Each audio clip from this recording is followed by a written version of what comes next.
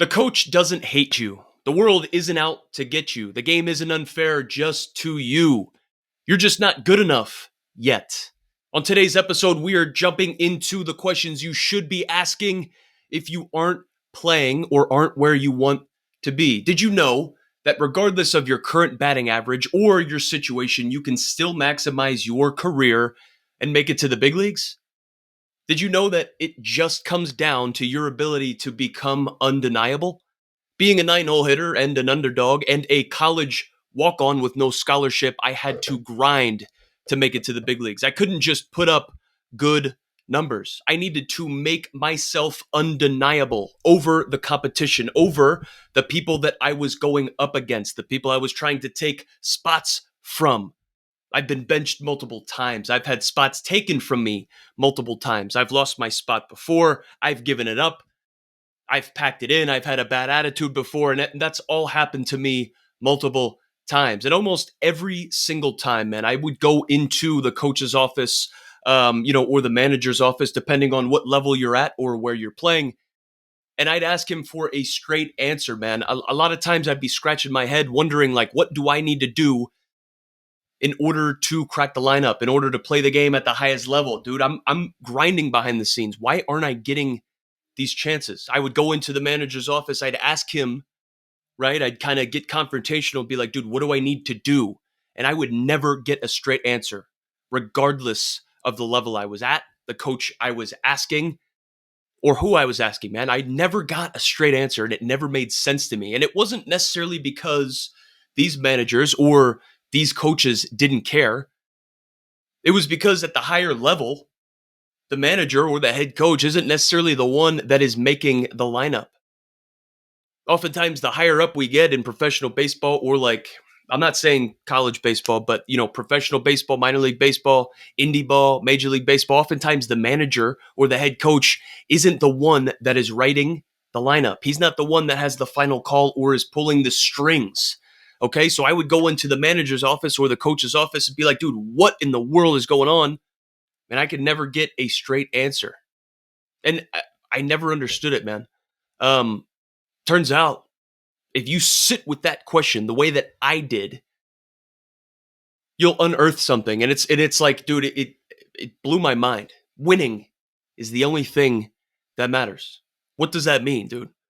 Means that their job, the manager's job or the front office's job, whoever is making the lineup, their job comes down to their ability to win baseball games. It's their livelihood. It depends on wins. Let's talk about college baseball, okay? Division I baseball.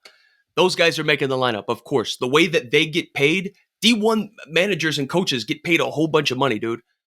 And it comes down to their ability to win baseball games. Their livelihood depends on that. If you aren't where you want to be right now, you're not in the lineup. It's not because the coach doesn't like you. It's just because you're not undeniable. If you're not in the lineup and you're hitting 300, that's mind-blowing. But it's because everybody else is hitting 350 plus.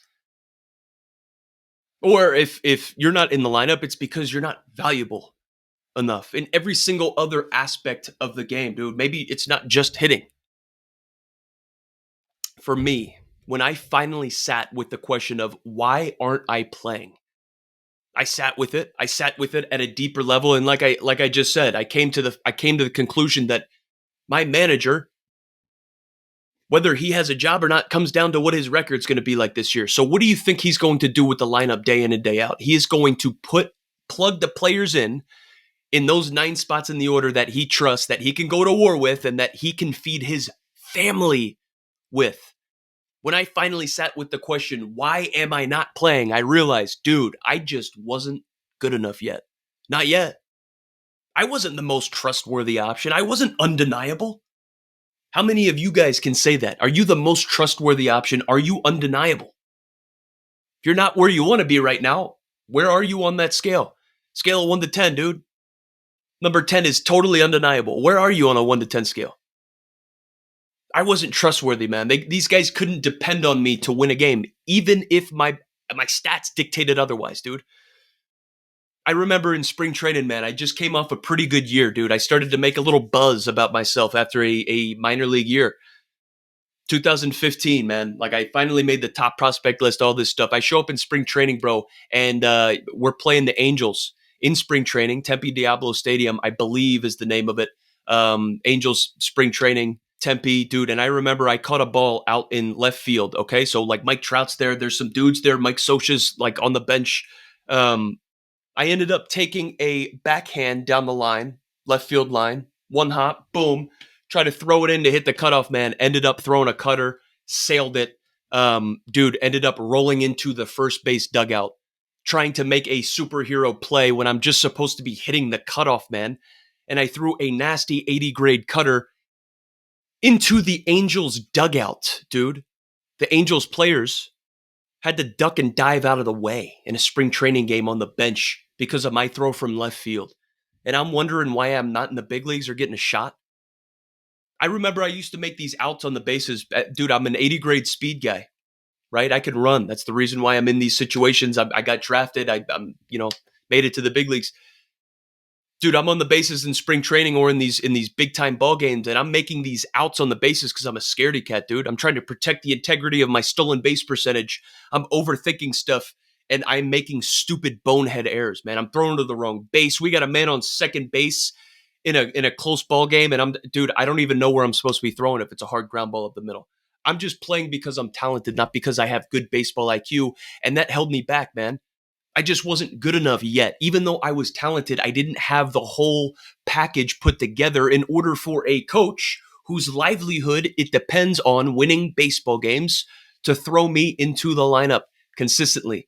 Guess what, fellas? That's not personal. None of it is personal. If you are dealing with that situation, it's not just you, man. It's baseball. It's just baseball. Let me give it to you straight. If you're not playing, it's probably one of these three things. A, you're just not good enough yet. B, you're just not more valuable than the next guy. Or C, you're just not consistent, or you're just not trustworthy enough to go to war with. Who's that on? Who is that on? That is on nobody but you. Look at Whit Merrifield. You guys know who Whit Merrifield is, right? Drafted in the 9th round back in the day. I believe it was 2010. No hype.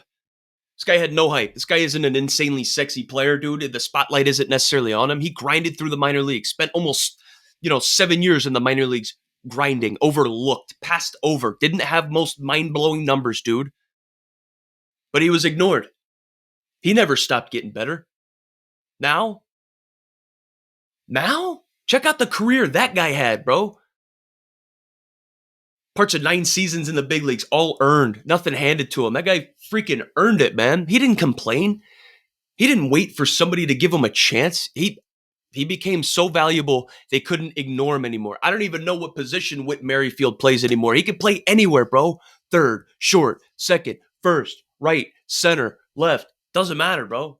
Doesn't even matter. That guy became so valuable.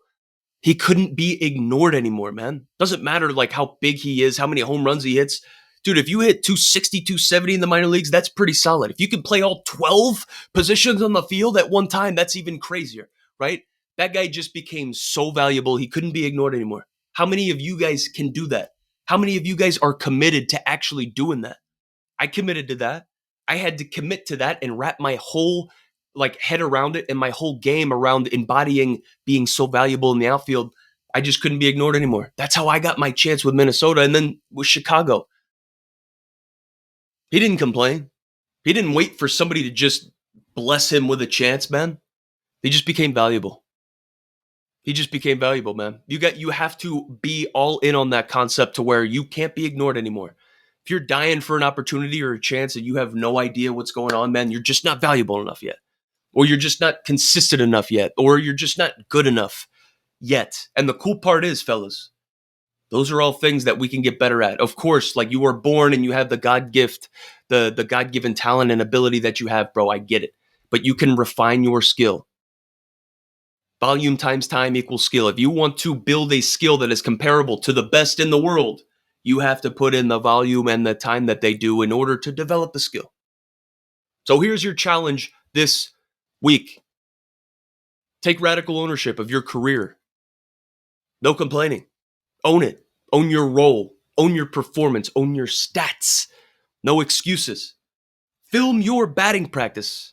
How many of you are actually filming your batting practice and diving into your mechanics and your stride? How many of you guys can see what's off? What is getting you out? Track every quality at bat. Ask for feedback. Grade your own reps, man. Be intentional about this shit. Ask yourself, am I undeniable or am I just emotional? That's crazy to think, right? Are you undeniable or are you just emotional? No complaining, no blaming. Oftentimes, fellas, we know this, man. We go through the entirety of the season and we don't know what's going on and we ask others. And sometimes, dude, we're looking for a specific answer, especially if it's a hard question that we don't necessarily want the hard answer to. Oftentimes, we rely on others for advice or guidance or the hard answers. And people, especially friends or especially our teammates, they don't want to be the bearer of bad news, dude. They just want to tell us what we want to hear, man. They want to make us feel good. I get it. We're not going to take ownership of our career by just hearing what makes us feel good, dude. We got to own it. Take ownership of your game. Stop blaming others. If you aren't where you want to be right now, start spending more time focusing on the solution as opposed to the problem. Stop magnifying the problem of being a bench player or not being in the role you want to be at or not having the batting average or performance that you want to have. Take ownership, bro. Buy in on the solution. And remember, be a little, do a little, have a little. You want to achieve a lot? You want to accomplish a lot in this game of baseball or in any endeavor on the field or off the field? Be a little, do a little, have a little. And if you're not all in, dude, you are all out. If this hit, we send out free mindset fuel like this every single weekend in the 9-hole newsletter. It's everything younger baseball players, older baseball players, and everywhere in between need to grow. Real talk, development, and mental game fire. The link is going to be in the description. I got to talk to my guys about that. Drop a comment. What is one part of your game that you are going to take insane ownership of this week, man? What do you need to do in order to buy in to get better? Hit like if you're done making excuses. Subscribe if you are serious about becoming undeniable. And I'll see you next Wednesday for the next one. Keep in mind, fellas, the coach doesn't hate you. The game just hasn't been convinced by you yet. It's time to change that. And most importantly, keep grinding.